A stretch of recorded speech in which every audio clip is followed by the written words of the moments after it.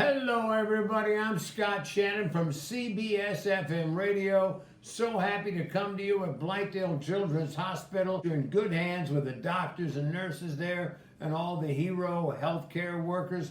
We love all the staff and the kids at Blythedale. And right now, I want you to meet my friend, my co-host, my partner in crime on the radio, Patty Steele, who's got a surprise for you. Thank you, Scott Shannon. I'm Patty Steele. I really miss you guys, and I can't wait till we're up there during the holidays to see you again. And I hope you're not too lonely. So what I wanted to do is read you a book that was one of my kids' favorite books when they were little. This is called The Caboose Who Got Loose. And as you can see, the book is almost falling apart because it's been read so many times. So I will start reading to you. And I'll show pictures too. It's by a man called Bill Pete, The Caboose Who Got Loose. There's the first picture.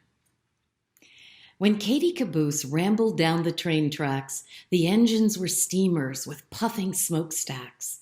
She was a caboose who disliked being last, with an endless black cloud of smoke rolling past. It's not only too smoky, the caboose would complain. There's the jerks and the jolts of this noisy freight train. The engine up front always wore a big smile as he lumbered along for mile after mile. He was proud of his being so powerful and strong that he could haul a freight train 100 cars long.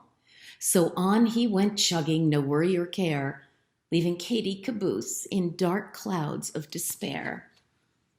There are the pictures. Katie's all the way at the back. Katie had little hope that she would ever get loose or ever be anything but a caboose. I can wish, sighed poor Katie. What else can I do? If you wish hard enough, then your wish might come true. Often Katie would wish that she someday could be something quiet and simple, like a lovely elm tree, or a ramshackle barn all alone on a hill where the noisiest thing was a squeaky windmill. It might become lonely, she thought, way out there, but at least there's a view with a lot of fresh air. There's the barn, and there's the elm tree, and Katie at the back of the train. Whenever she passed through a small country town, Katie wished she could stop and just settle down and be one of the houses who sat in a row on a tree-shaded street and have no place to go. It's so restful, thought Katie, where one can relax as she hurried and scurried on down the train tracks. There's the little town she wants to live in. She wants to be a house. What she wished most to be, much more than the rest, was a cabin she'd seen on her trips through the West. A little log shack half covered with vines, perched on a slope in a forest of pines. How perfect, thought Katie, as she hurried on by it, to live there in the trees where it's peaceful and quiet. But all the caboose could look forward to was a deep rocky canyon the train traveled through. There's the cabin she'd really like to be.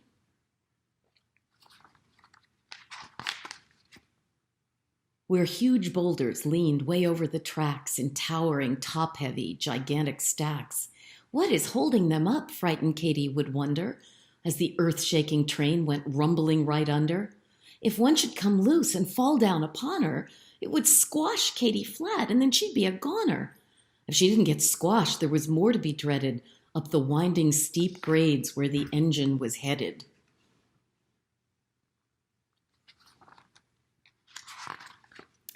High up in the mountains were terrible ledges where the train track ran only feet from the edges. The view was breathtaking, but after one look, it was so upsetting she shivered and shook. If she slipped off the track, then down she would go, to be smashed into bits on the rocks far below. See how she's so close to the edge? That would be scary. Then poor Katie received even more of a fright from a smoke-blackened tunnel as dark as the night, and she crept through the tunnel with a horrible thought that far back in the darkness she'd suddenly be caught by caboose-eating monsters who lurked all about. They would gobble her up before she got out. There's the dark tunnel. Her trips always ended near a city somewhere, way out in a freight yard with smoke clouding the air, where a turmoil of trains made a great noisy rumble on crisscrossing tracks, an impossible jumble. That doesn't look very fun, does it? The train came to a stop and the cars were unhitched. Then off to a side track, the caboose was soon switched, where Katie could sit and take in the fine scenery with such lovely sights as a load of machinery, coal cars and flat cars, lumber stacked on their backs, squealing carloads of pigs with snouts poking through cracks. They always left Katie in the midst of it all, while the engine received a complete overhaul. See all the machinery, and you see the pigs over here sticking their noses out. The huge engine at last had run down from the strain, from the 10,000 miles he had hauled the long train. Back in the roundhouse, men swarmed all about to check over and under him, inside and out, replacing old pistons and bolts that were missing, patching leaks in the boiler that made a loud hissing, cleaning rust from his piping that ran everywhere, checking steam valves and pumps in great need of repair.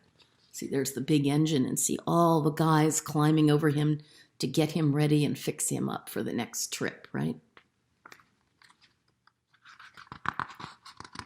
As Katie sat there through one long dreary night, staring up through the smoke at a red signal light, a small house appeared in the sky like a ghost, a shack of the switchman perched high on a post. "I'd like to be you," said the shack very sadly. "If I could trade places, I would very gladly. A caboose is what I've always wanted to be, for you have the best life from what I can see." We all want something different, don't we, sometimes? We have to be grateful for what we have. Before Katie could think of some way to reply, all at once a long freight train came thundering by. The next thing she knew, she was jerked and then jolted, then hitched to the train with her coupler bolted. As the train left the freight yard, poor Katie looked back to catch a last glimpse of the sad little shack. There she is, leaving the yard.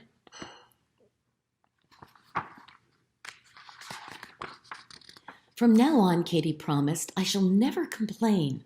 I'll be a happy caboose at the end of the train and put up with the jolts, the train noise, and the rest, all the smoke that rolls by, or at least try my best. With her new point of view, she enjoyed the long ride. It was fun on a trip through the broad countryside. See all the fields and trees? It's a little bit nicer than that train yard. But when the train crept up a steep mountain grade, then poor Katie found she was still as afraid. And once more she began to shiver and shake at the thought of the frightening curve she must take. Her unsteady wheels could cause her to slip, which would certainly put a quick end to the trip. Look at that scary train track. Just going straight down on both sides, right? It was a hot afternoon, so the going was rough, and the engine up front was in a puffing big huff. He groaned, "What a day to chug up such a grade on a bare mountainside without one bit of shade." When he came steaming over the very last hump, he lunged with a fury that made the cars jump, all the way back to Katie, who got such a jolt that it snapped off a rusty old coupling bolt. See, there's the long train, but see, way back here is Katie. And you see how she's jumping up off the tracks? My dog just walked up and is listening to the book too. Hi, Luna. She was free of the train. At last she was loose, and away down the track went Katie Caboose.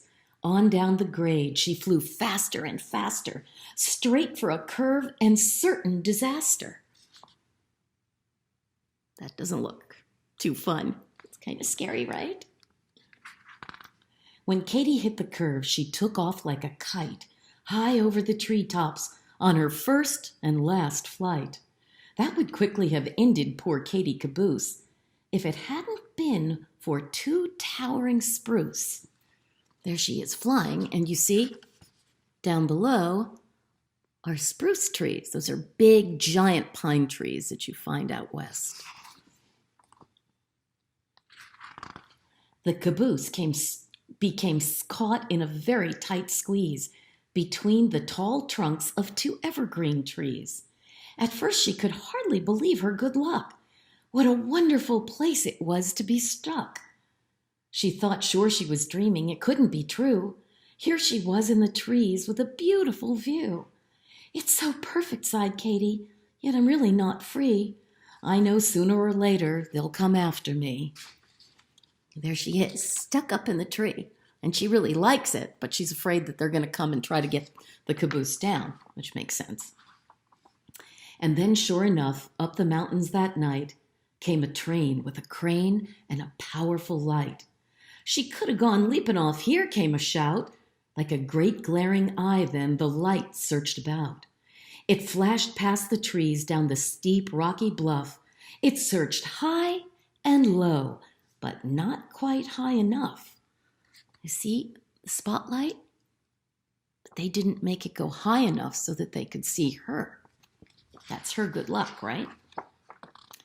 Or it would have soon spotted the missing caboose, but all they could find was a startled bull moose. Let's call it quits, growled the boss of the crew. For all I care, she's in Kalamazoo. That's a city in Michigan. There's the moose. There's the spotlight. But Katie's way up at the top. Katie stayed in the tree tops, and no one ever found her, except for the squirrels and the birds all around her. At last she was free, just as free as the breeze, and how Katie did love it up there in the trees. And indeed, oh indeed, Katie did. And there she is, up in the trees with the birds. That's a nice story. I think my kids probably had me read this. That's why it's all dog-eared.